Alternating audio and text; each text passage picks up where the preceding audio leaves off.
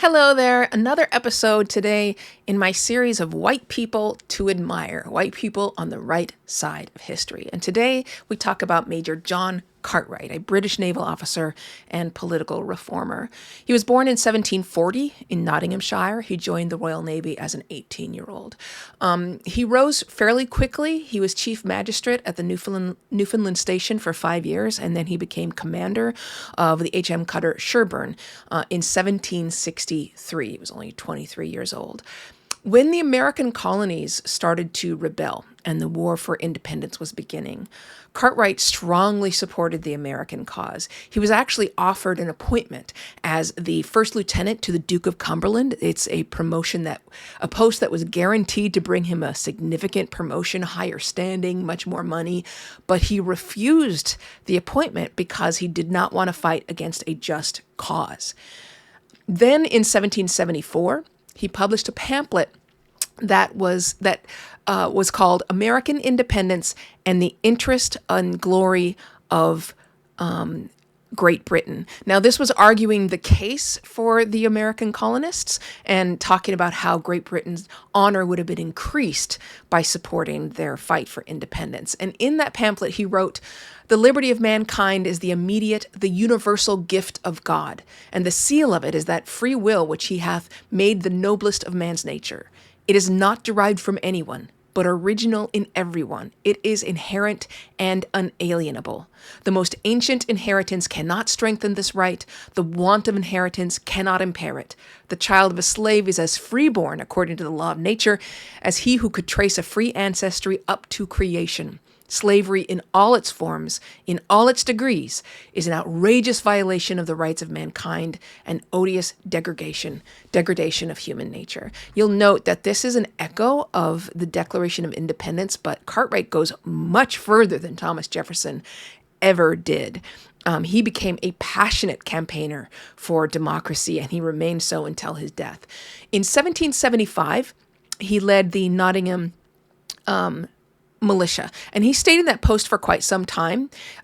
He was later removed, is actually illegally removed because of his political views. The final straw for the authorities was that he celebrated the storming of the Bastille. That was a revolutionary uprising in Paris in which insurgents stormed that infamous political prison that was seen as the center of royal authority in the city. The fall of the Bastille was one of the main drivers of the French Revolution, by the way. The next year, Cartwright wrote about reforming Parliament, and that document is probably one of the earliest written works on the subject of parliamentary reform. Reforming Parliament was considered an out there political view, very radical, and his pamphlet was called Take Your Choice.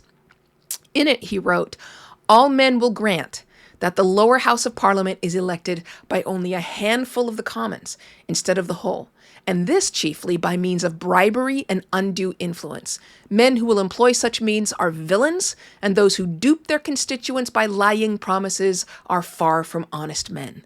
An assembly of such men is founded on iniquity. Consequently, the fountain of legislation is poisoned. Every stream, how much soever mixed as it flows with justice and patriotism, will still have poison in its composition." He is insulting some of the wealthiest and most powerful people in the UK, but also I just want to note that if you update his language, that paragraph I just read could have been written today about the U.S. House of Representatives. Anyway, universal suffrage was one of the biggest goals of his life, and he fought for that cause for decades. He founded an organization called the Corresponding Society. It included some of the greatest minds of England. That's a group that advocated for parliamentary reform and was frequently targeted by the government for being radical. He then served as a witness at the trials of 3 men who were members. They were accused of treason because they opposed the war in France and demanded democratic reforms. Then Cartwright started the Hampden Clubs. These were groups that were meant to unite middle-class and lower-class activists who supported reform. He was arrested in 1819 after giving a speech about parliamentary reform in Birmingham. Then he wrote the English Constitution. This was meant to respond to Thomas Paine, who had written in his book, The Rights of Man, that He questioned the existence of an English constitution. So Cartwright argued that England was governed by an unwritten code of Anglo-Saxon laws. He also very eloquently, yet again, made the case for government by the people and universal suffrage without regard to race or gender. He was far ahead of the United States at this point. He sent a copy of that document to Thomas Jefferson, though. The historian E.P. Thompson wrote about Major John Cartwright. He said this: incapable of compromise, eccentric and courageous, the Major pursued his single-minded course, issuing letters, appeals, and pamphlets, surviving trials, tumults, dissension, and repression. Before the Napoleonic Wars had ended, he founded the first reform societies of a new era. John Cartwright remained very busy, very engaged, and very vocal all the way until his death in 1824 at the age of 84. Major John Cartwright, far ahead of his time, and another white person, British white male, who was on the right side of history. As always, have a great day, and please be kind.